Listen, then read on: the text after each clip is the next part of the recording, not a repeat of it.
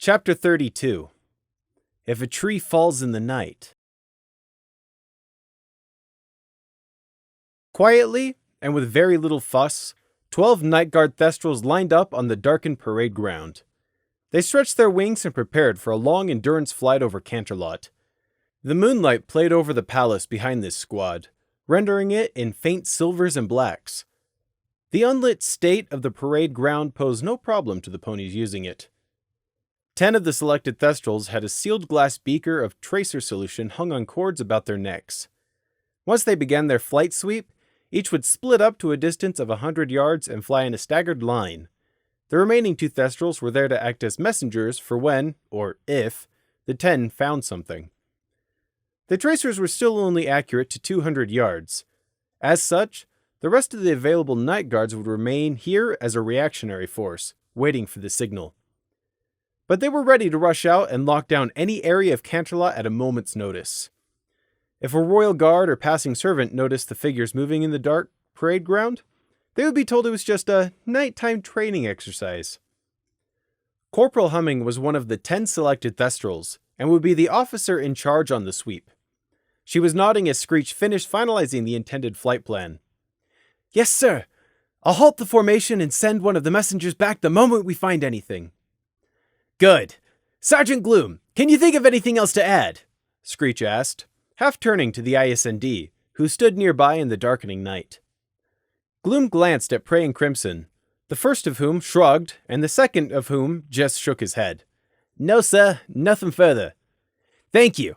Corporal Humming, lunar speed and night watch over you," Screech said to Humming as she saluted. "Yes, sir. I'm certain she will," Humming acknowledged, falling back into line as the other thestrals finished their warm-up. Corporal Humming didn't give a verbal order. She simply unfurled her leathery wings, almost pitch black against the night, and took off without a word. The rest of the squadron took off equally silently in synchronization behind her. They rapidly gained height and were soon lost to Prey's eyes. Gloom and Crimson, however, could track the squad's flight path for much longer, and Prey watched where they were watching, estimating from their gazes that the squadron had begun to split up already. Corporal Humming wasted no time, it seemed. Prey thought it unlikely Humming would find anything in the next few hours, and had shared this observation. Corporal Humming was beginning the sweep from the closest point outwards, meaning she would be checking the area surrounding the palace first. Prey doubted any drug dealers would be living in Upper Canterlot. Still, the search had to begin somewhere. It was all on Humming and her squadron to find this pony now. All of this was, of course, assuming the drug dealers really had fallen for the ploy and taken the bait. And as long as the scout wasn't a unicorn who only read with magic. Prey was still angry at himself for missing such an obvious possibility. Prey noticed how Gloom's jaw had started to set again as he watched the squadron disappear. The laughter session in the shower had helped the sergeant, but the grim pressure was creeping back into his thoughts. Not as bad as before. Gloom was ready to do his duty whatever came, but reality still had to be faced. Screech finally turned away from watching the thestrals that Prey couldn't see and addressed them.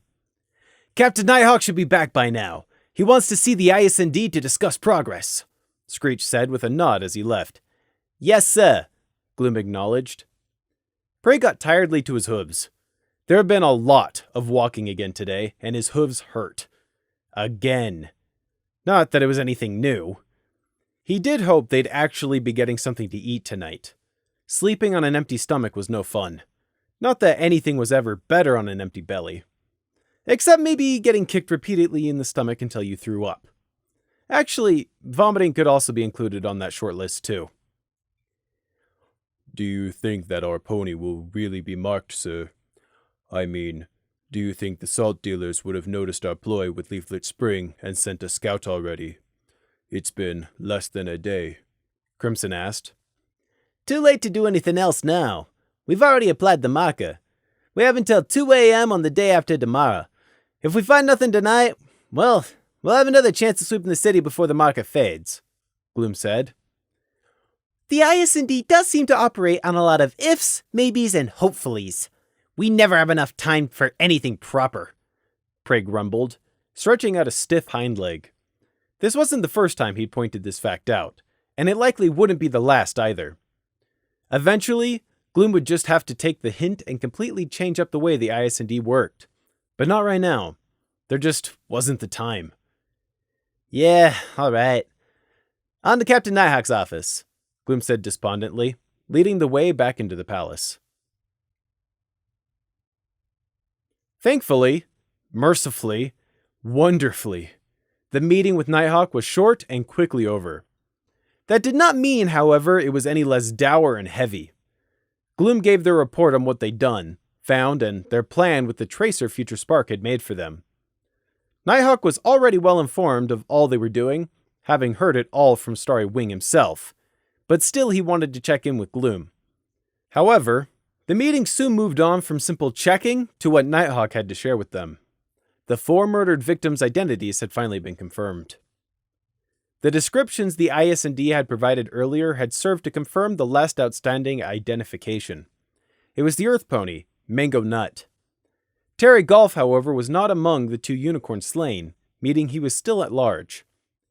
The other 3 mutilated corpses had belonged to the Pegasus Mare, Crystal Winds, and 2 unicorn stallions had respectively been Forward Momentum and Express Pill Jr.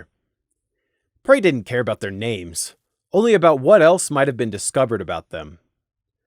Crystal Wind had no immediate family, nor owned any property within Canterlot. Only a small cloud home above the city. The Thestral sent to search the cloud house had returned less than an hour ago to report that the house mysteriously disappeared 2 nights ago. Prey knew no one would ever find it. Mango Nut, on the other hoof, did have immediate family, or rather had. An aged mother and father, and an estranged brother. His parents had been informed. That was where Nighthawk had been. He'd taken the responsibility of delivering the news himself. He'd done the same for the family of Forward Momentum, too. A pregnant wife, who in Nighthawk's memories had broken down before he'd even gotten the first word out. She'd been waiting in rising fear for her husband's return for 2 days. She'd known what Nighthawk was there for the moment she opened the door. Express Pill's family wasn't on record. He'd moved to Canterlot 7 years ago, and it wasn't known from where. Deceased notices would have to be sent out to the other major equestrian cities for the local guard to look into. Nighthawk recited all this to the IS&D in a gruff monotone. He didn't need to display any emotion for it to be clear he was still thinking about those 2 families he'd broken the news to. 4 ponies. 4 people who'd each had their own lives, hopes, jobs, ambitions, private fears, joys, and dreams. Prey rubbed at the end of his ears. Not anymore. Gloom gravely thanked Nighthawk for keeping them up to date, and repeated the 4 names to himself with a focused look in his eye. Engraved them on my mind, so I never forget why our duty is so important. 4 more names. But named, or nameless, they still weigh just as heavily. 4 more didn't even make a noticeable difference to Prey's heap at this point. He knew he wouldn't be forgetting those 4 names now, though. He never forgot. Even after all these years, he still had yet to figure out whether it was better to have a name or not. When you knew, you wished you didn't. And when you didn't, you wished you knew. Nighthawk dismissed them, returning to the stacks of paperwork demanding his attention building up on his desk. From his observations, Prey estimated that the Night Guard captain got about as much nightly sleep as the IS&D did. In other words, not enough. That might be exploitable in the future.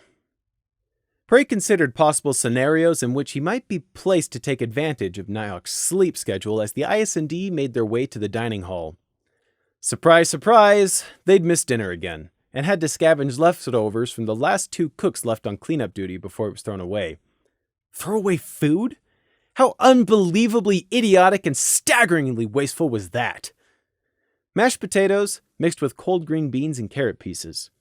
It was actually one of Cookie's less awful meals to date. Still, they'd hardly tasted it. All 3 of them were too focused on what Humming and her squadron were doing out there in the night. Had the drug dealers taken the bait? Would the tracer work? Everyone already knew they were likely to get 1 false alarm tonight, because the clerk who'd fetched them the folder would certainly have gotten some on his hooves too when he took it back. As such, the Night Guard weren't going to go kicking in the door first, asking questions later on this mission, but actually checking whose house it was first, then kicking the door in. Since one find was already guaranteed, the real question was, would Humming Sweep turn up a second? That's what they were waiting for as they sat in the now familiar scene of the empty mess hall, eating, thinking their private thoughts, and wondering if they were going to have to dash off into Canterlot again to arrest somebody. They were all tired, as always. It seemed to be a perpetual state of existence in the ISND. Prey was also nervously considering his coming night's sleep. The longer he stayed awake, the more tired and thus more likely he was to fall too deeply asleep. He couldn't risk Luna noticing his dreams again. Last night had been far too close. Finished eating, they all exchanged glances. Now what? Sleep, wait, or keep working? Prey asked what they were all thinking. Gloom opened his mouth to say, work, but hesitated. What do you think would be the best use of our time? Considering we might get called out at any time, Gloom asked instead, deciding to ask them instead of making the decision as the sergeant. Things had changed in the last 2 days. Some for the better, more for the worse. One of them was Gloom's decision to ask for his 2 subordinates' opinions here. It was unnecessary to voice that they'd all rather be resting. They already knew that. But it'd be slacking off on their duty, something 2 out of the 3 of them felt very strongly about. If we are going to be called out in a few hours' time, I don't think there's any point in trying to rest, sir. Crimson spoke up. Humming? That's Corporal Humming, Prey. Of course, sir. Corporal Humming might not even find anything tonight. We'll be even more exhausted tomorrow if we stay up all night waiting for an alarm that never comes, Prey pointed out. Gloom's thoughts couldn't help but turn in longing towards his soft bunk. I really wish we were working the night shifts, not these day shifts mixed with whatever shifts. All right, Gloom decided. We'll pull a guard shift for a couple of hours. If nothing happens by then, he shrugged. It's not like we were getting much sleep anyway. What's another night on top of all that? The night was warm, with drifting clouds covering half of the sky. However, right above Canterlot, the sky was clear of clouds, letting the moon shine down unobstructed, like an enormous skylight. Did Luna purposely have the weather teams clear the sky above Canterlot so she could admire her moonrise? Prey wondered. After 1,000 years imprisoned there, how could she stand the sight of it? Prey knew he never wanted to see Dreverton again, unless it suddenly become active again and was erupting. 1,000 years! That's a long time. That's 17.5 times as long as I spent languishing in Dreverton. What did she do for that 1,000 years? Was Luna imprisoned in the moon, or was she on the moon? Did she have a physical body, or did she exist as a spirit? How about her mental state? Was she conscious for those 1,000 years? 1,000 years! No sight, no sound, no air. Just the sucking cold of the void. Could you even scream on the moon? With no one to hear you, nothing but your own thoughts to torture yourself with. Prey didn't know why Luna had gone mad a millennia ago, and he probably didn't want to. But 1,000 years with only your own madness for company under those conditions? It was not something that even Prey could imagine. Prey could well understand why Nightmare Moon had wanted to destroy the world on her return. When you're that bitter, scared, mad, and alone, the only way out you can see was the destruction of everything else. Right or wrong didn't enter into the equation. The only way to make it better was to make it all burn. To make it fair. Prey looked up at where the mare and the moon used to be. He wondered again what secret methods Celestia had used to subdue and brainwash her younger sister back from a mad demoness into obedience. Prey rubbed the golden bands on his forelegs together. Luna was only ever the lesser of the 2 evils. A thestral messenger spiraled out of the night sky, alerting the night guards on standby that Humming had succeeded even before he called out his message. We found them! East Lower Canterlot, on Natal Street. Corporal Humming requests help in locking down the block. Even if there had only been royal guards around to overhear, they still wouldn't have heard any reason as to why Humming wanted the block locked down. The Thestrals posted here, of course, didn't need the reason. They knew what was going on, and were already flapping up into the air after the wheeling messenger before the echoes had even faded. The only night guards trusted to work on this case were the Thestrals, meaning that none had any trouble in following the messenger back up into the night. With just one exception, the ISND, or more specifically, one flightless exception, Prey. Not for the first time, Gloom was left keenly wishing Prey was a Thestral, or at least a Pegasus. Things would be so much easier if we could all fly. If we would just let one of us carry him. Oh, so sorry I was born a sheep and a runt at that. My bad, Prey said sarcastically. I didn't say anything, Gloom protested. You didn't need to. You were thinking it. Gloom didn't waste time denying it. They were already falling behind the other night guards, and since they would have to follow on hoof, that gap would only increase. For a moment, Gloom looked Prey over and considered. Worth it to just grab Prey and fly off anyway? It was a good thing Gloom made the right choice, for all of their sakes. Run it is then, Gloom grunted in dissatisfaction. You better keep up, Prey, he called back, already picking up speed. Prey was no stranger to running. Just recently, the ISND had been involved in many situations involving getting from point A to point B as fast as possible. There was the time chasing Pebble Mill, running to Seed Apple's farm, Copperpot's interrogation, etc. And way before any of that, Prey had been an expert at running away. However, that was then, and this was now. Back in the deeper green, Prey's size hadn't impeded him. Being able to duck and squirm through anything was just as important, if not more so, than raw speed when trying to escape from a chimera. You were likely to break an ankle if you weren't agile, which was just as fatal as not running fast enough. Prey was good at that sort of obstacle course running. His straight line speed was another matter. Down these open and empty Canterlot streets, where there was no need for ducking and weaving, Prey's natural disadvantage as a small runt came into harsh focus. Gloom had told Prey to keep up. Following his order was proving to be an issue. Gloom and Crimson weren't even galloping at full speed, let alone sprinting. As Prey sucked air into his protesting lungs, he had no doubt the two full-grown ponies could have increased their speed significantly and still reached Natal Street without breaking a sweat. Curse this pathetic runt body! By this point, such cursing had lost any meaning. The crystal street lamp cast pools of light which they ran through, passing the near but tightly packed homes of Lower Canterlot on either side. They took a right over a gaudily decorated stone bridge spanning a lower street, and Gloom slowed their pace as they emerged onto Natal Street. They came to a cautious stop. If you only looked at the areas the street lamps illuminated, you would have missed the night guards perched in the shadows, and dismissed the odd flash of yellow-slitted eyes as belonging to wandering cats.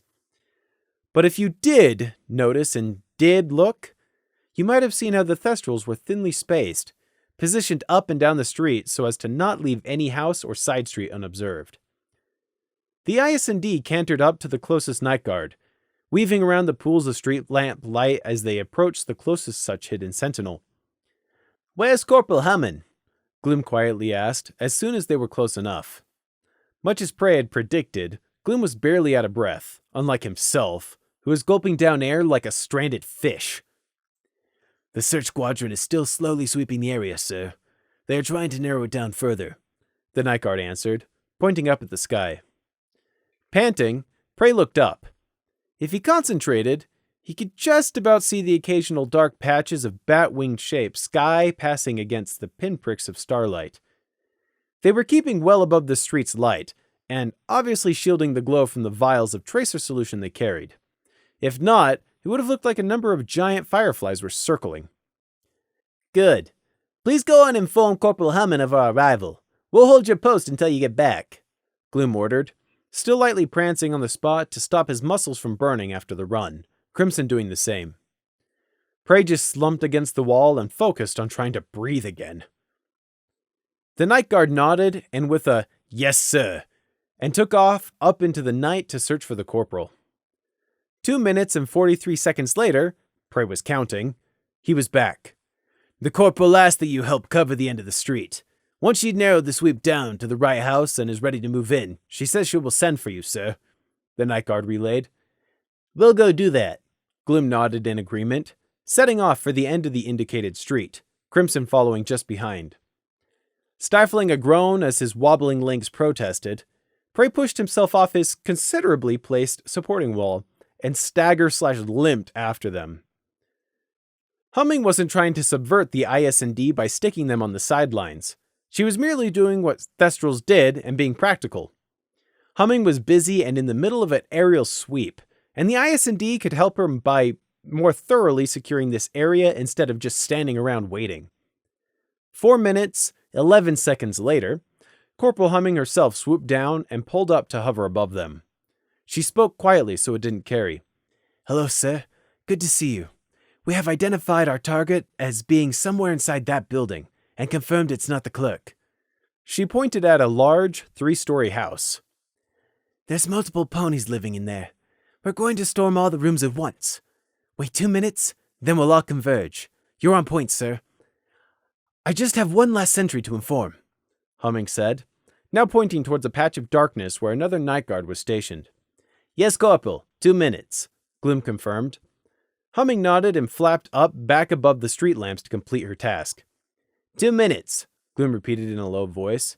1 minute, 48 seconds, Prey corrected. "Orders, sir," Crimson asked, eyes locking on their target building.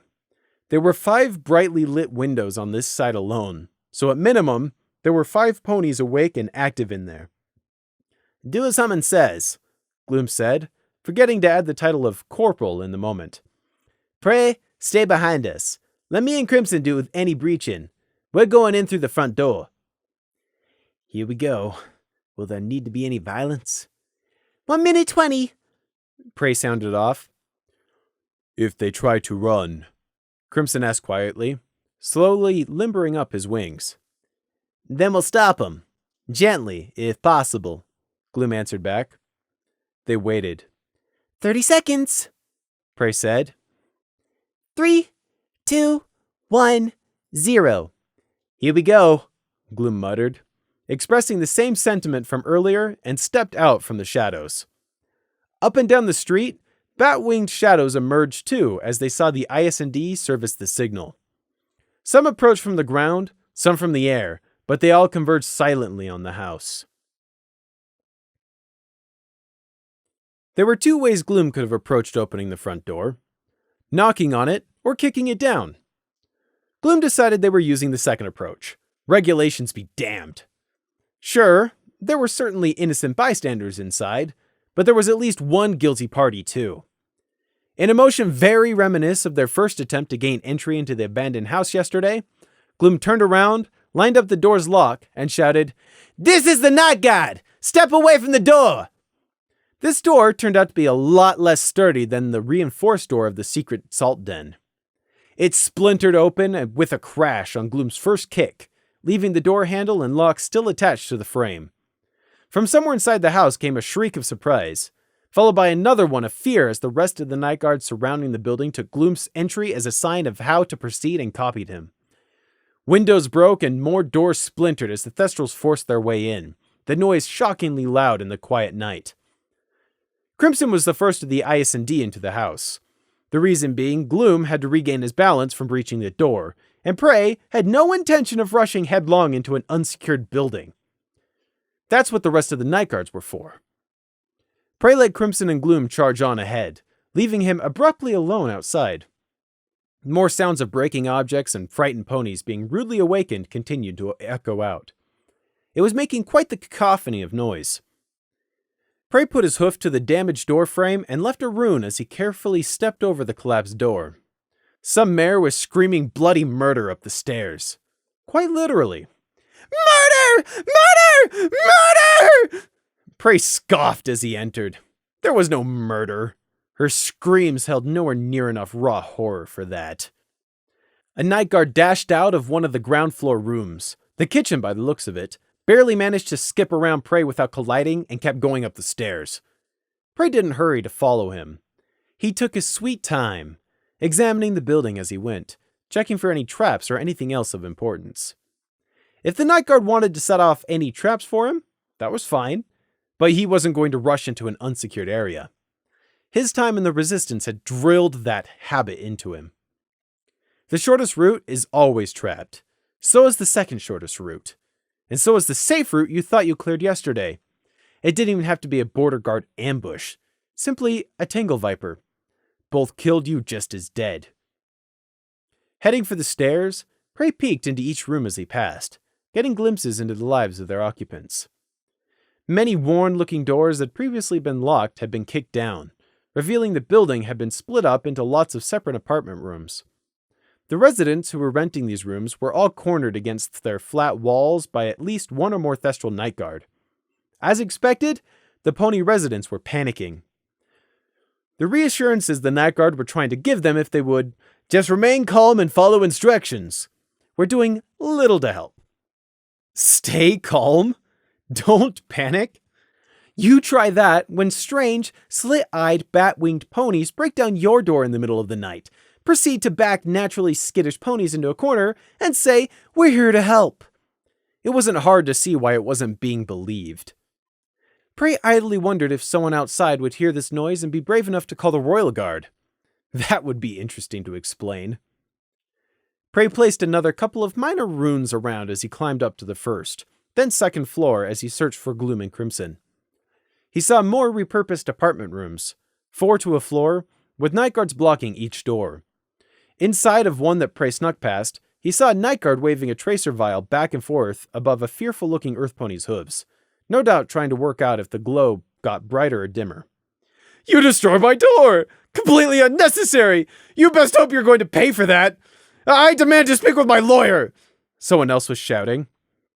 Prey paused and looked up at the ceiling.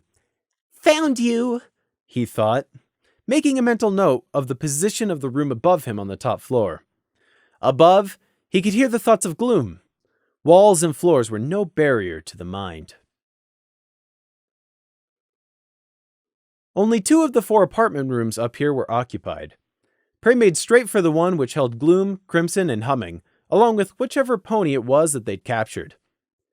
Prey casually walked in through the busted door and took stock. Crimson had a frightened-looking Pegasus backed into a corner next to a messy bed, the stallion's wild mane indicating he'd recently been occupying it. "It's him! He's the one! I'm sure of it!" Corporal Humming said, triumphantly waving the vial of brightly glowing tracer solution near the Pegasi's hooves. "And don't even think about trying to run! Although you're more than welcome to try! Make my night!" she told him aggressively. Crimson had his wings half unfurled as he guarded their suspect/confirmed perpetrator, and looked ready to drop the other Pegasus if he made so much as a threatening twitch. The captured Pegasus was a splotchy green and light blue, with a lanky build and close-cropped mane and tail. No doubt that was to help cut down on air drag.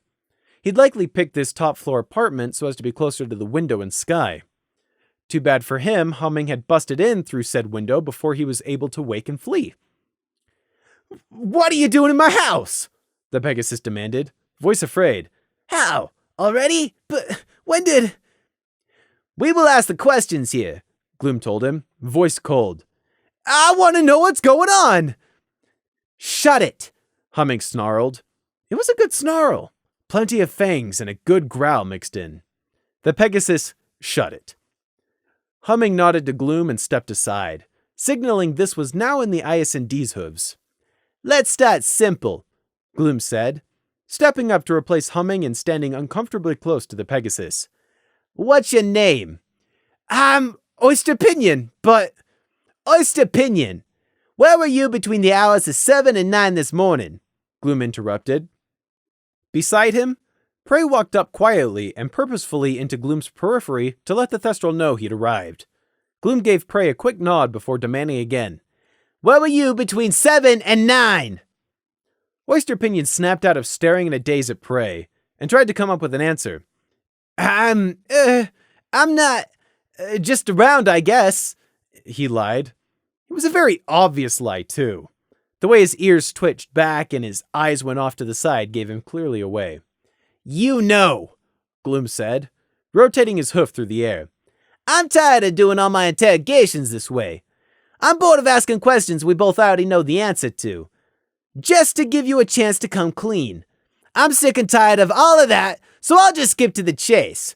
Who sent you to the records hall? No, Pony. I was just going to look up my family history. Lies!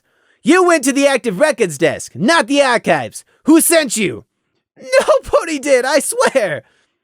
Who sent you to steal Leaflet Springs records? Gloom abruptly shouted into Oyster's face. Ah!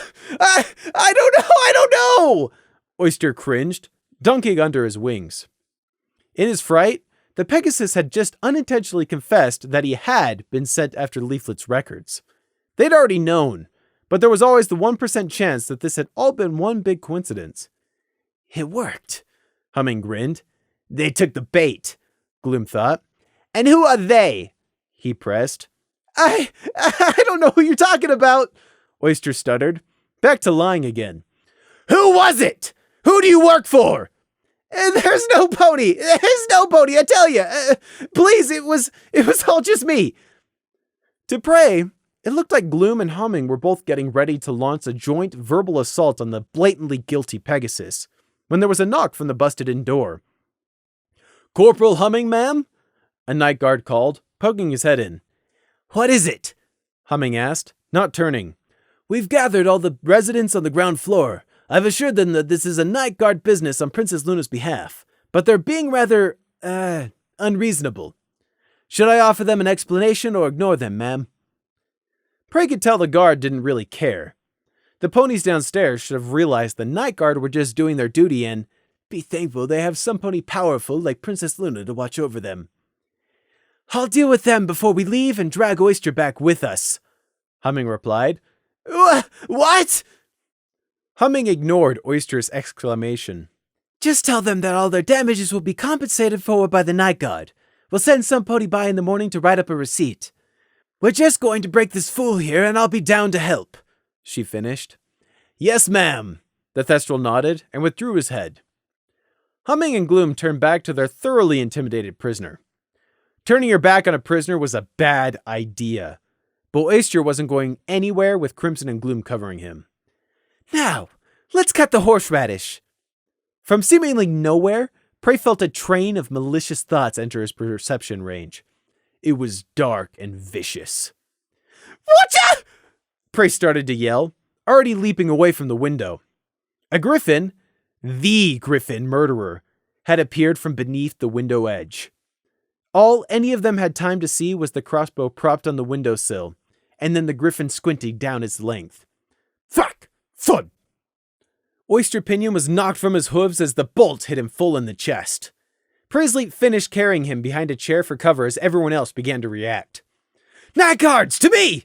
Humming shouted. Stop him! Gloom yelled. Crimson had already covered half the distance to the window as the griffin kicked off, doing a backwards loop to get clear and taking off into the night. A horrible gurgle of pain and blood came from the downed Pegasus, causing both Gloom and Humming to freeze. Catch the griffin! Oyster Pinion! What did they do? Go after the griffin or try to save their witness?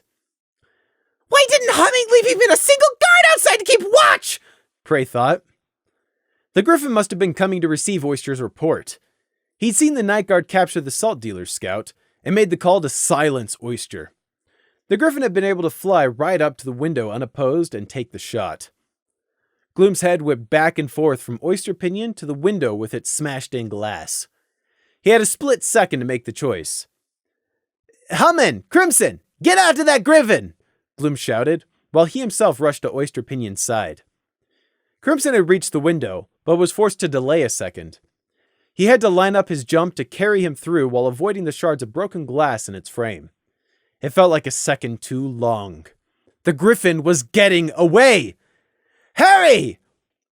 Crimson leapt through the shattered window, wings snapping out as he cleared the frame. Corporal Humming didn't hesitate like Crimson did. She just ran straight up and jumped through, heedless of the glass shards. Pray, help me!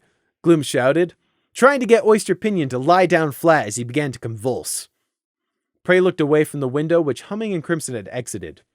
Whether they caught the griffin or not was completely out of his hooves now. Pray, help me! Gloom repeated, panic edging his words. He's been shot. What do you expect me to do? Prey thought, even as he abandoned his cover behind the chair and rushed over. Oyster did not look to be in a good way. Blood was bubbling out from around the shaft where it penetrated his chest. The Pegasus kept jerking and making little pathetic gasps of pain as Gloom pinned his legs and wings down as best he could. Don't just stand there, Prey! Help me save him! Prey blinked big blue eyes at Gloom. Help? How? What do you think I can do? He was not going to touch the Pegasus if he could help it, and he certainly wasn't going to get close enough for either Gloom or Oyster to touch him. Gloom gritted his teeth. I don't know how, just... He couldn't find the words to finish. I don't know what to do. He's badly hurt. Luna, I don't know the first thing about arrow wounds. Gloom realized in panic. I don't know. Find a cloth or something. Anything to use as a bandage, he ordered, the rasp in his voice as strong as it had ever been. Prey took a moment to stop and properly evaluate Oyster's condition and his chances of survival. They weren't good. The crossbow bolt had gone in deep. Not even the arrow's head bindings were visible. Punctured left lung without question. Either it had enough power to smash straight through the ribs, or it just happened to slide in between. Or maybe heavy-duty tip or armor-piercing then? Prey questioned. Actually, it didn't matter. The bolt had gone in so deep it likely poked a hole in the back of the lung, too. 95% chance he dies, Prey worked out within that moment. Maybe Prey could have saved Oyster if he had any equipment or tools, but they were in the middle of a messy apartment, and there was nothing to use. Prey cast about and grabbed a towel discarded on the floor. He balled it up and tossed it to Gloom. Here, apply pressure to the wound. That's not gonna work. There's an arrow in the way, Gloom snapped at him. Wrap it around the shaft then, and then apply pressure. That'll just push it in deeper. Well, there's no other alternative. I'll just pull it out. Just come here and hold him. No! That'll kill him in under 2 minutes, tops! He'll bleed out and his lung will fill with blood. The only thing keeping him alive right now is that arrow acting as a plug. And what if the head's barbed? Gloom didn't know for sure if Prey was right, but he feared he was. He didn't have time to try something else. Oyster's blood was already staining his breastplate and hooves. No time to think. Only do. Gloom bundled the towel around the shaft as best he could and pressed down. Oyster let out a wet scream of pain, a horrible bubbling sound in the back of his throat as he weakly thrashed. It's gonna be okay. Stay still. Help is on its way. You're gonna be okay. Gloom tried to calm him. It was a lie. Prey knew Oyster wasn't going to make it. That bubbling he just heard meant that Oyster's lung was filling up faster than he'd originally estimated. Just then, the sound of galloping hooves came from the corridor as the night guard's humming call had alerted finally arrived. From the time of the Griffin firing the bolt to the time of the night guard's arrival was only about 30 seconds. Time had seemed to stretch, but now it was snapping back into place in an alarming rush as the shouting began.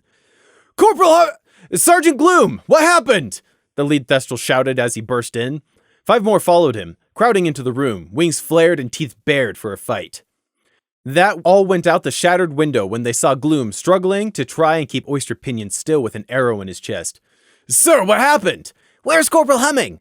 Who did this? Help me keep him down, one of you, and try and find a first aid kit and tell the night guards downstairs what's going on, Gloom ordered, mind jumping about trying to solve 5 different problems at once. Yes, sir!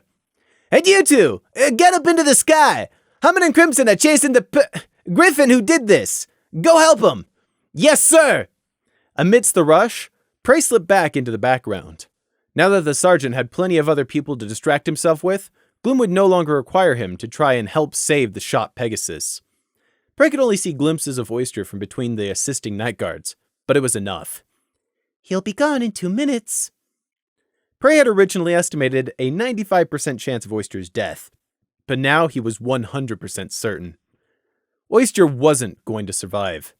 It'd only been a slim chance anyway, but the body was a strange and fickle thing. Prey had seen people, pony and otherwise, miraculously survive worse, but also die from less. The bleeding won't stop!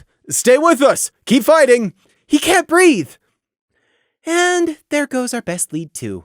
They took our bait, but it was all for nothing, Prey thought. If there weren't all these ponies around, he could break into Oyster's mind and learn what they needed to know. At least that way they would have gotten something out of his death. Not this pointless, bubbling, hacking attempts to breathe that didn't benefit anyone. Prey didn't want to listen to it. It was disgusting. It made him want to cover his ears, but he knew that wouldn't work. He had heard it before, too many times before. The wet bubbling of a dead pony trying to breathe.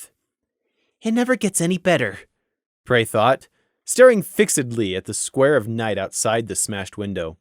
Wait! Prey realized the sound had actually stopped. Prey'd missed it for a second, but underneath all the noise from the night guards clustered around Oyster Pinion, the Pegasi's tortured breathing had ceased. He was dead. It took a full minute for the night guards to realize it, though, and for a further minute, that just increased their frenzied attempts to revive him. He's not breathing! Clear his airway! Don't let up! Keep going! Where's the first aid kit? Prey gritted his teeth and tried to ignore the sounds as he waited to see if Crimson and Humming returned successful in catching the griffin or not. More night guards came up and were sent away, told to keep the rest of the building's residents calm. Eventually, though, they had to cease their efforts. Their suspect was dead, and there was no chance of reviving him. The moment one of them stepped away from the body, they all did, like it was already putrid. Gloom had blood smeared across his hooves and chest plate. Others had some splashed on them too, but Gloom was the worst. "Sir, orders?" one of the night guard asked. Gloom didn't seem to hear him. He just kept blinking down at Oyster Pinion. What went wrong? Why didn't it work? I don't understand. "Sir, orders. Sir." Gloom finally snapped out of it. Secure the building. Make sure no pony leaves. Send a flyer to Captain Nighthawk or one of the lieutenants, whichever you can find. Tell them what happened. The rest of you just stand guard or help the others downstairs. "Yes, sir." They hurried away, grateful to have a job to focus on that wasn't in here. Watching them go, Prey felt Gloom's eyes settle in the back of his head. Oh no. Again. All this over and over again, and Prey was here. Prey, you okay? Gloom asked, unable to think of anything else to say. I was not the one shot. Prey stopped rubbing his ear and let it fall. He looked back at Gloom. Can we please not do this again? He's dead now. There's nothing more we could have done. Death was death, and Oyster Pinion was already dead. Prey may not have understood why Gloom was so upset at him last time he'd been around a dead body, but he sure as hell didn't want it to happen a second time. He needed to distract Gloom before the Thestral began to fixate again. Crimson and Corporal Humming might succeed in catching that griffin, or they might not. If they don't, the griffin is going to go to ground or get out of Canterlot tonight. He's also going to warn all the salt dealers he works for. Unless we manage to pull off something big tonight, the investigation is going to dead wall, Prey said, clearly laying out their position. Oyster Pinions and those 4 other deaths would have been for nothing if that happens. We have to do something. Prey added that last bit to try and rally Gloom. He couldn't do this on his own, because Luna's orders wouldn't let him. Prey, don't you care that some poor pony's just been murdered? Gloom didn't ask it, though. Maybe he realized how inappropriate such a question would have sounded. Or perhaps he didn't want to know the answer. If he had asked, Prey was prepared to say whatever Gloom wanted to hear. Gloom seemed to suddenly realize he had Oyster's still cooling blood all over his hooves. He made a "gah" sound in the back of his throat and rushed to the bed, grabbing the sheet and frantically scrubbing the blood off. "Get it off! Get it off!" Prey led him to it.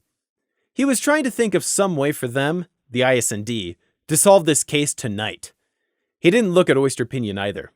Prey didn't need any reminder of what could await him from Luna if he failed. He was painfully aware of that fact. Examine the flat. It might turn up something, Prey thought. He started to look around the messy room. Gloom was breathing heavily as he finished feverishly cleaning the blood off his hooves, guilt running loudly through his thoughts at how disrespectful this was towards Oyster. But the sergeant didn't stop until the blood was all gone. Prey caught him looking at the corpse and thinking, "I'm sorry, I failed you." Carefully, Gloom took the bedsheet and draped it over Oyster Pinion. The stained sheet stuck up horribly in the middle where the arrow jutted. Gloom closed his own eyes and made a tiny bow towards the body. May you find rest among the stars in Luna's mane, he mumbled. Internally, Prey saw that Gloom had never believed those words less. Words will no longer help. Another murder has happened. I was right here and I still failed again.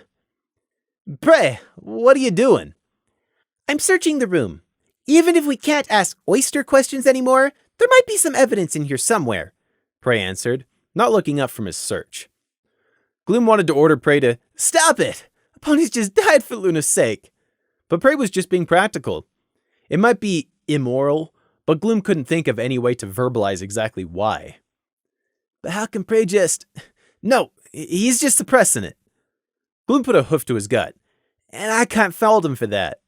I wish I could suppress it all as well as he is. I feel sick. Prey listened with growing frustration to Gloom's thoughts as he continued to pick over the room. He couldn't find anything useful in here, and Gloom fixating while they waited for Crimson and Humming's return wasn't helping anybody. How about instead of standing by and feeling sorry for yourself, you come and actually help me? Prey thought. He didn't suggest, however. He didn't need Gloom getting in his way. They just witnessed a violent death. In Gloom's current distressed state, the Thestral wasn't thinking clearly enough to help anyone. He was keenly aware of Oyster Pinion's corpse throughout his search, however. The body oozed a horrible presence into the room, sheet or no sheet. The knowledge that it was there was enough. A nasty reminder of how easily it could have been one of them the Griffin shot at instead. Prey pulled open the cupboard under the sink. Perhaps Oyster had hidden salt there? Nope. Just dust and a basket holding a very old cabbage. Lower in the building, the sounds of alarm and Thestrals trying to control upset ponies continued. Prey closed the cupboard's door and moved on. Perhaps there was something hidden behind the Wonderbolt poster of some fiery orange mare? Nope, nothing. Approaching hooves clattering up the hallway. Gloom went to the door and looked out. Crimson, he rasped. You're back. Did you catch... No, sir. I am sorry, sir. Crimson's voice came in from out in the corridor. Did Oyster Pinion... is he... No, he... didn't make it, Gloom said, not making any futile attempts to soften the news. Oh. Come inside. I've put a sheet... Never mind. Just come in and tell us what happened, Gloom said, stepping aside. Crimson plodded in. His hollow countenance matched that of Gloom's. All the previous motivation and intrepidness from laughing together was gone. Even if the two of them both kept their heads up and ears straight, their slept wings showed the real picture. Prey unbent from looking under the bed. What's happened to the Griffin? He asked. Crimson jerked his gaze away from the sheet with its arrow's tent pole in the middle. Prey noticed how he was trying to mainly breathe through his mouth. Same as in the cellar. Me and Humming flew after him. We were gaining. Unfortunately, we didn't see that he had somehow reloaded his crossbow. What happened to Corporal Humming? Gloom demanded in alarm, finally drawing the connection between the missing Night Guard officer and what it might mean. The Griffin waited until we were almost on top of him, sir. I flew out of his line of fire, but Corporal Humming wasn't quick enough. He fired, then tossed the crossbow away. Humming? Is Humming still alive? Gloom insisted. Crimson blinked. What? Oh, right. Of course, yes. Corporal Humming is alive, sir. I am almost certain she will live, too. A muscle was twitching in Crimson's jaw. It was so close. It almost missed. If it had, we wouldn't have had to land, and I would have caught him. Humming, how badly hurt was she? Where was she hit? Gloom asked in worry. She was hit in the wing, sir, Crimson answered. Wing? Wouldn't it just go straight through the membrane? Prey asked. A small hole there would hardly even bleed. Surely that wouldn't have been enough to stop a Thestral. No, in the wing. Crimson unfolded his own and pointed at the leading wing arm. It went right through here, near the shoulder. Gloom flinched, wondering if, Will she lose the wing? that was a significant injury. The bolt likely broke the wing bone too as it went through widthways. Had a very almost near miss, Prey thought. The griffin had been incredibly lucky, or humming incredibly unlucky, to be hit in the wing arm mid-flap. It certainly hadn't been an intentional clipping shot. The griffin had no compunctions against killing, as he'd already proved, and would have certainly gone for a kill shot. However, hitting a moving target while flying was a very different thing from shooting a stationary oyster pinion from 5 yards, and the griffin had almost missed humming altogether. I had to break off the pursuit to save Corporal Humming from crashing. She could no longer fly, Crimson said. The look in his yellow eyes said he knew he'd made the right choice in saving Humming instead of pursuing, but worried he somehow might not have. You should have let her fall, Prey thought. There was no guarantee Crimson could have overpowered the griffin even if he had caught up, but Prey didn't care about any of that. All he cared about was whether Luna was going to be displeased. There had been no room for sentiment or attachment in the Resistance. Weakness got you killed. Did you see which direction the griffin flew off in at least? Gloom tried. No, sir. I mean, yes, I did, but I don't know if he kept flying in that direction. By the time those night guards you sent after us caught up, he was already gone. They helped me carry the corporal back here. Some pony is taking her to the hospital right now, Crimson said. It hadn't been agreed upon in any way, but the three of them had unconsciously moved to stand on the far side of the room. There was no need to mention what was on the other side.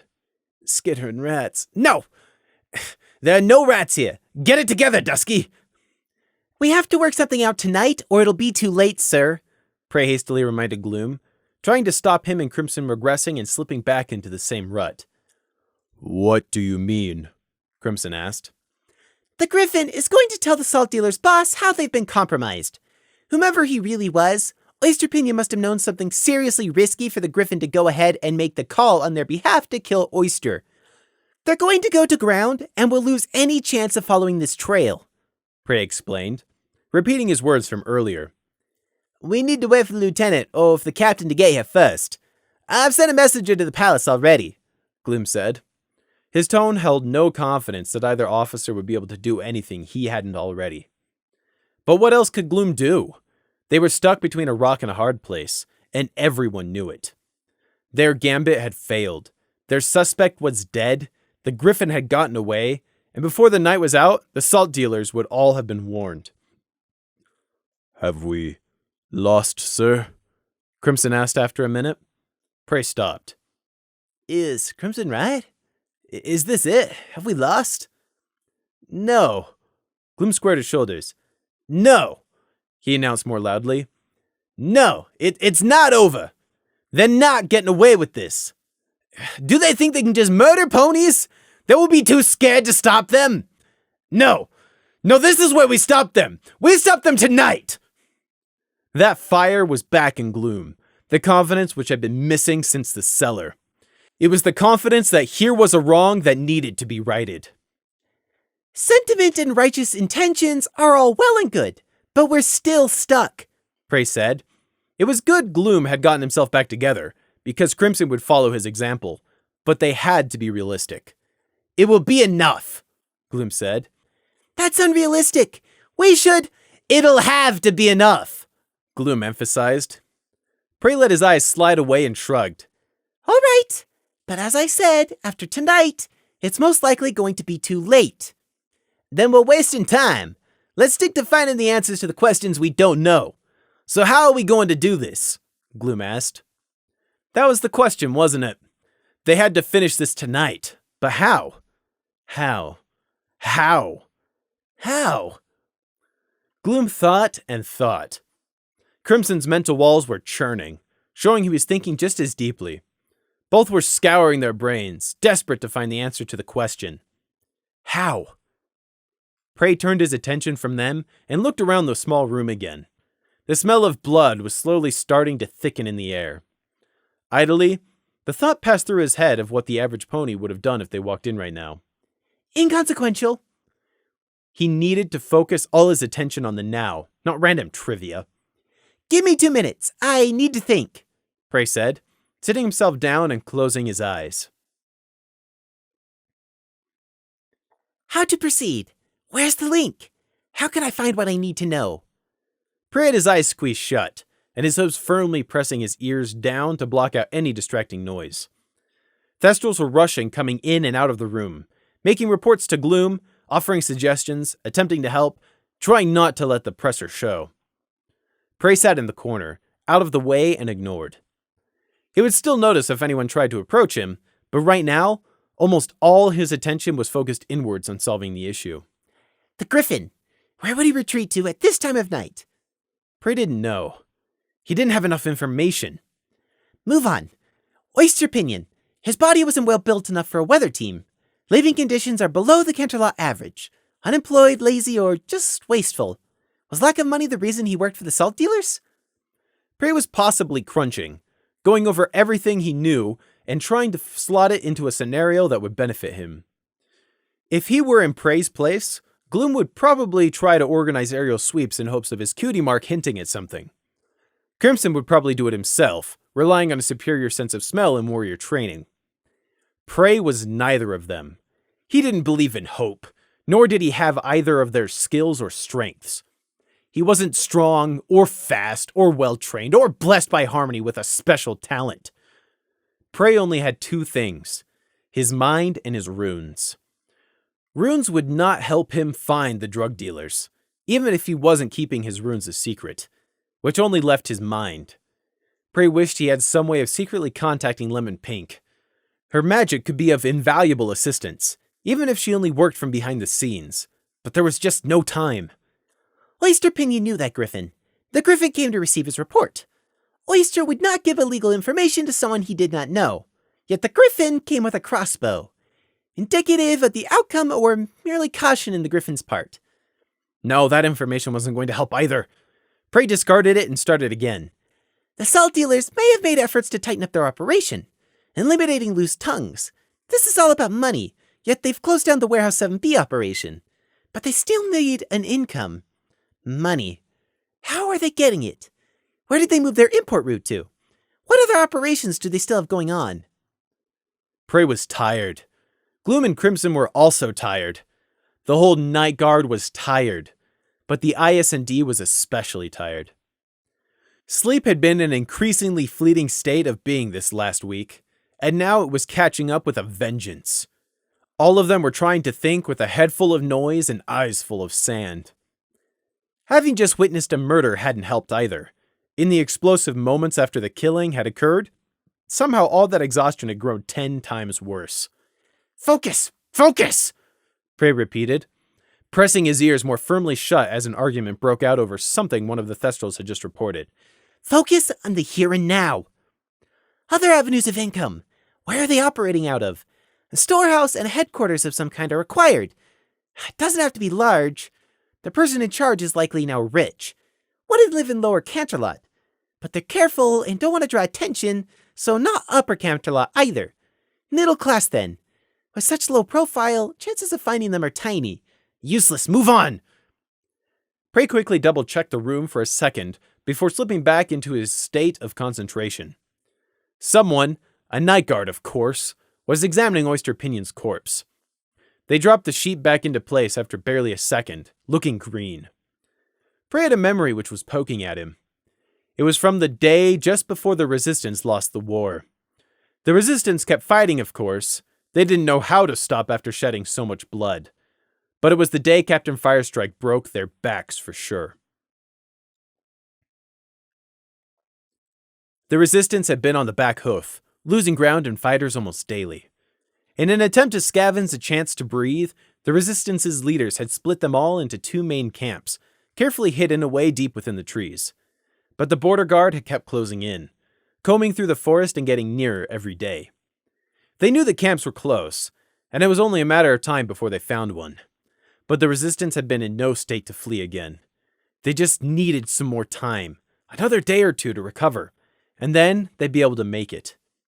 So the leaders of Prey's camp secretly settled upon a gambit. If it worked, it would buy them a clean getaway at very little cost. It hadn't worked. Prey had unknowingly messed it all up. The part he was supposed to play on the board going unfulfilled. He'd been such a small piece, but a key pivot point. He hadn't known. He'd only done his best. He gave it his all and didn't let Firestrike break him. And then he'd gotten back to ashes, and the survivors called him a traitor. Said that he'd betrayed them.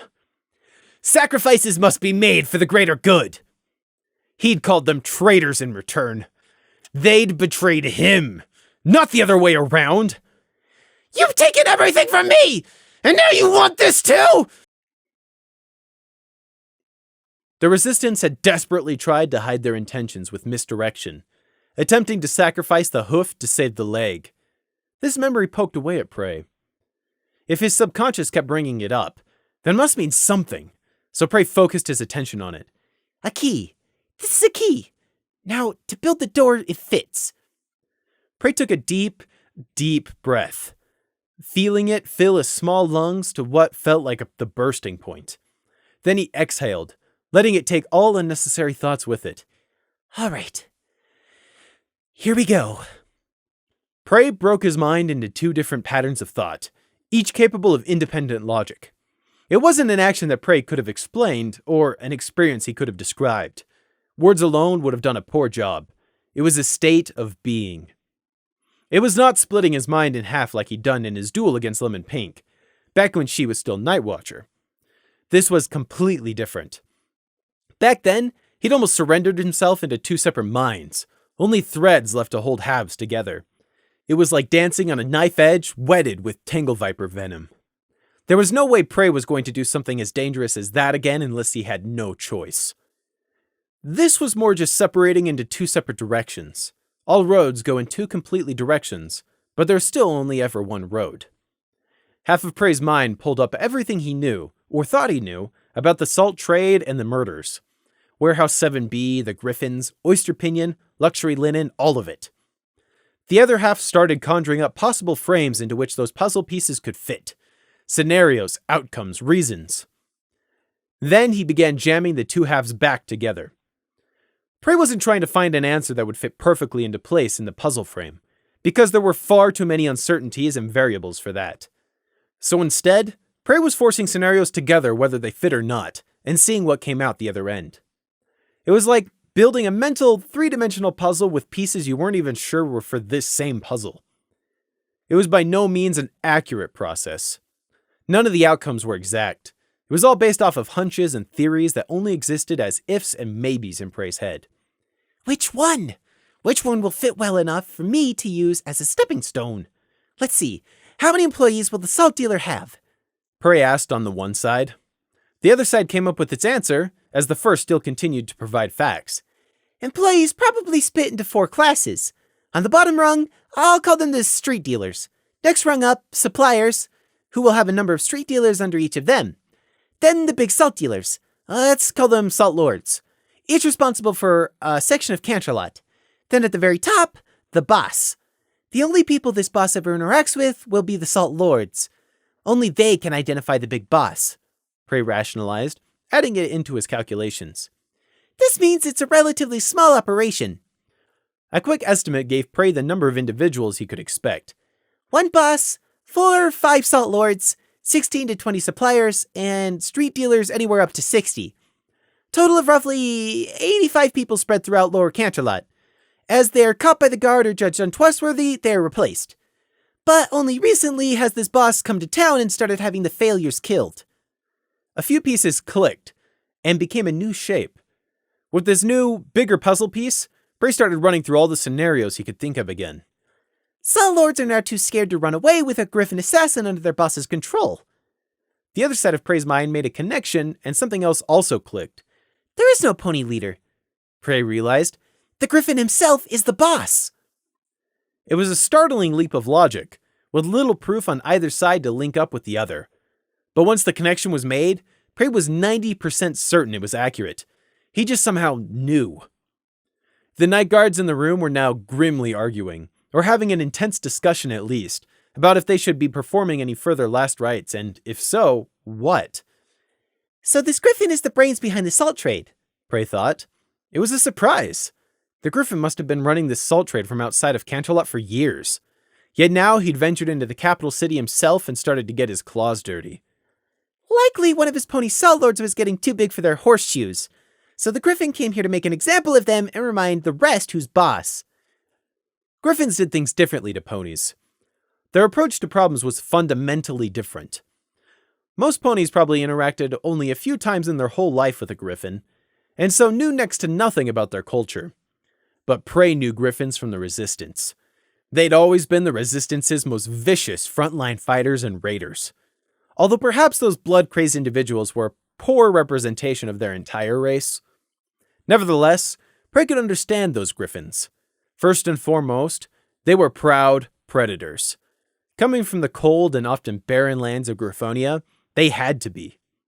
The blood feather plague which had swept the Low Kingdom over half a century ago was still dealing damage to this day. Was it any wonder they grew up tough? In a way, Prey understood Griffins better than he understood ponies. The point being, Prey could quite easily see how this Griffin ran his salt trade. It was simple. He ruled by fear. In this instance, a very effective method indeed, Prey thought.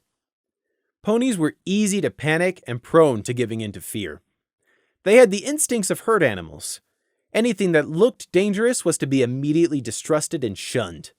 Just take the reaction to the recently returned Thestrals, for example. That was something this Griffin obviously knew and was taking full advantage of.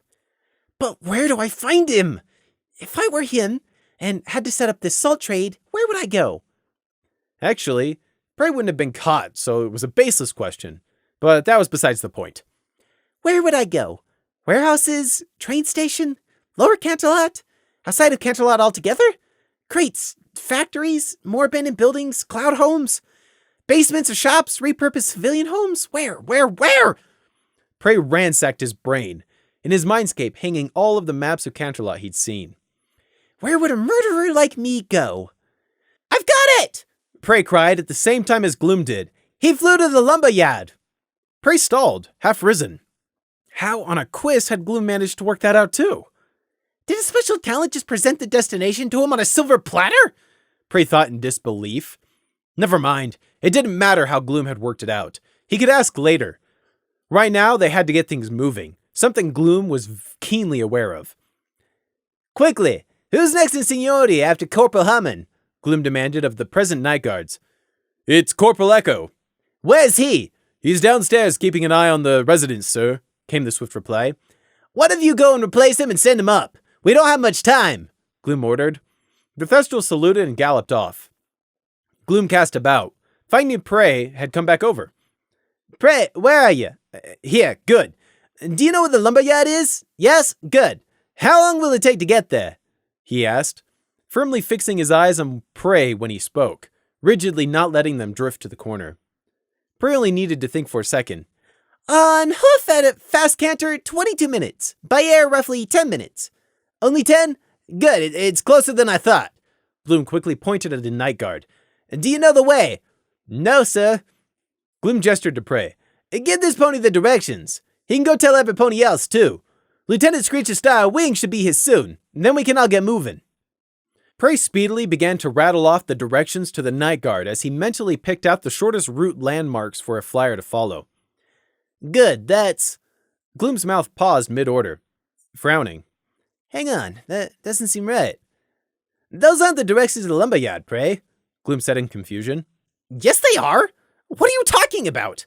Prey responded, also confused. Why are you sending him en route across to the other side of Canterlot? Never mind, we don't have time. I'll find some other pony who knows the route if you don't, Gloom said, already turning away to find another night guard.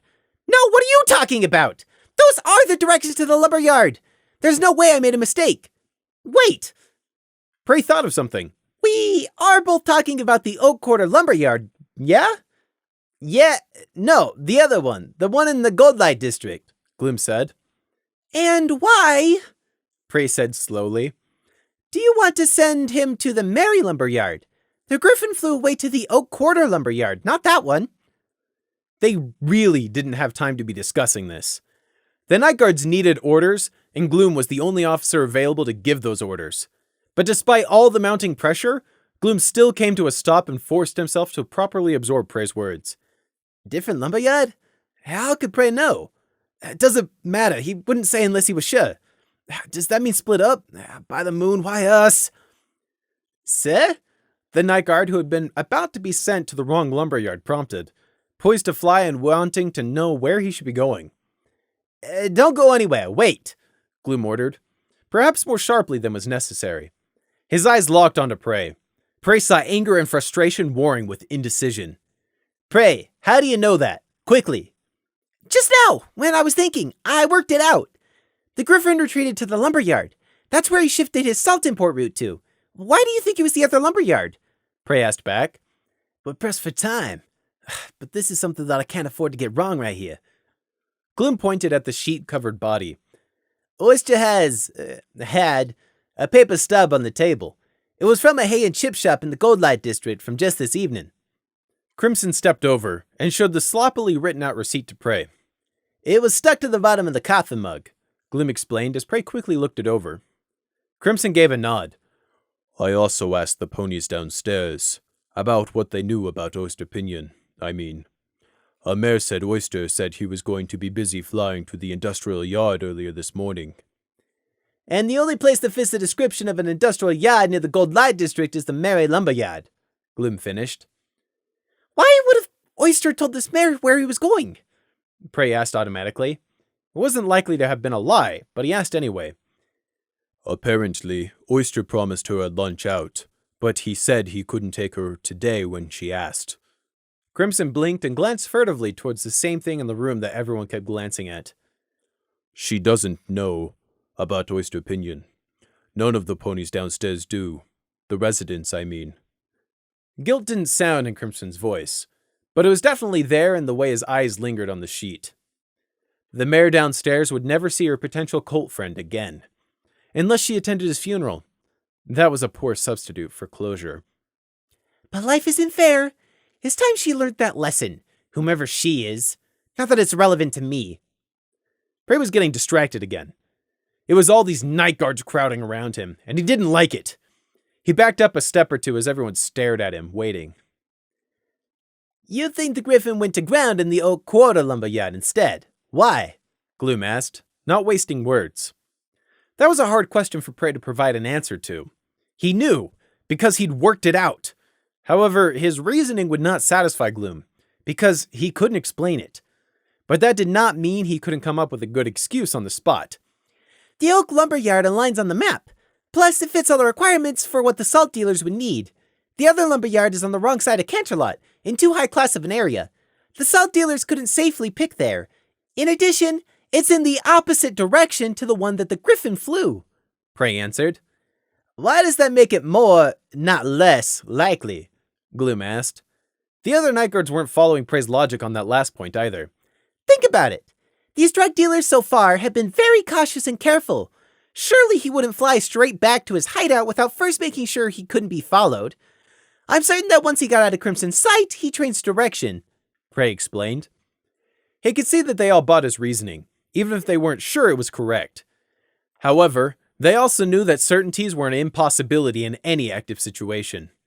The acid butterflies were starting up in Prey's stomach again, the twisted stirrings of the hunt beginning. He didn't like it. He hated having to rush things, but as always, there was no choice in the matter. The night guards in the room were busy sharing silent glances of communication. It was faster than speaking, which was apparently unnecessary to convey their indecision about which lumberyard they each thought was correct. Prey's logic or Gloom's logic? Which was right? It's up to the sergeant to decide. Gloom dragged his wing claw roughly through his mane, trying to decide what to do. He'd removed his helmet, against regulations, but no one present was going to report him. The importance of the decision weighed heavily on him. We only have one shot at this. Which lumberyard is it? What path should I choose? Prey knew that he was correct, and that Gloom was wrong. But Gloom didn't know that. If Gloom chose wrong and the Griffin got away, Luna would blame Prey. He just knew she would! The last thing Prey wanted to do right now was run off to confront a murderous Griffin. He was exhausted and there was a dead pony on the floor. But Luna would not accept that as a valid excuse. Life is so unfair, Prey thought pointlessly. Okay. I need another lie to convince them to go to the right yard. Prey opened his mouth. I made the decision, Gloom said, dragging his helmet back on. Prey closed his mouth and joined with everyone else in staring unblinkingly at Gloom. The murderer could be at either lumberyard, because there's evidence for both. I think the Mary lumberyard is more likely still, but we just don't know, so we're gonna split up. Sir, I'm certain it's the Oak Quarter lumberyard. Splitting our forces is a bad idea. We need all the help. Be quiet, Prey. I'm the sergeant, and these are my orders. Follow them, Gloom interrupted, steel in his voice. Prey took into account all the Thestral Night Guards present, and reluctantly closed his mouth again. Gloom only waited long enough to be sure that Prey wasn't going to interrupt further, before hurrying on. The lieutenants or the captain are on their way here right now. I'm leaving only 4 night guards here to keep the civilians downstairs contained. When reinforcements arrive, tell them to leave some night guards here to help, and split the rest into 3 groups. Please advise them to send 1 group after each of our 2 teams. He paused to take a quick breath. The 3rd group will head towards Cloudsdale. That's the only other clear destination the Griffin might have flown to. Gloom pointed at Echo. You will lead 1 team, I the other. You'll be taking the larger team to the Mary lumberyard, since it's further away. I'll be going on hoof with the smaller team to the closer lumberyard. It'll be easier for the lieutenant to reach us with reinforcements if we need them, which is why we're going as the smaller team. Gloom spoke of reinforcements, but what was left unsaid was there were very few reinforcements that could be sent. The Night Guard was tiny compared to the Royal Guard, and they were already stretched so thin that there'd barely been enough Thestrals available for tonight's operation. What few extra Night Guards could be spared wouldn't be much of assistance. That didn't stop Echo from saluting in acknowledgement. Yes, sir. Good. Go downstairs and tell everybody else what we're doing. Select 4 night guards to stay behind and make sure they know what to tell whichever officer turns up. And also about Oyster Pinion. Gloom had to clear his throat. You other 3. He nodded at the leftover Thestrals in the room. You and us, the IS&D I mean. We'll be the 2nd team. We're going to the Oak Lumberyard, understood? Yes, sir, they all confirmed. Then we need to leave right away. Come on. Gloom sent Prey a look which might have been apologetic, but the sergeant wasn't going to change his mind. My responsibility is to cover as many bases as possible. Even if your hunch is correct, I can't gamble everything on it, Prey. Let's go! No time. The sand grains had run out. Prey gritted his teeth as he was forced to hurry after all of them. There's never any time to make a proper plan. Only react. They didn't glance back at where Oyster Pinion lay covered, but every single Thestral did as they reached the splintered door to leave. Feels blasphemous. To just leave him like this, with no door to even block or lock behind us. May Luna guide your soul to rest. Crimson was the last one through the door after Prey. He glanced back the longest, and Prey heard him mutter, "On my father's blades, I will see your murder does not go unanswered." Maybe you'll get your suicidal wish before the night's out, Prey thought. They were running towards lethal danger. Perhaps he should fall behind on purpose. That way he wouldn't have to get involved with whatever they found waiting for them at the lumber yard. Except Gloom would probably try to carry him for real if he fell behind. Then Prey knew he would panic and mind break Gloom, like he'd almost done with that imbecile Topaz Honey. And then Luna would definitely kill him. Hurry! Prey grimaced and sped up, jumping down the stairs 2 at a time as the night guards made for the exit. The horrible butterflies in his stomach felt like they were breeding and multiplying. Oh, how he hated yet loved this feeling. The hunt had begun in earnest now. This night would not end quietly.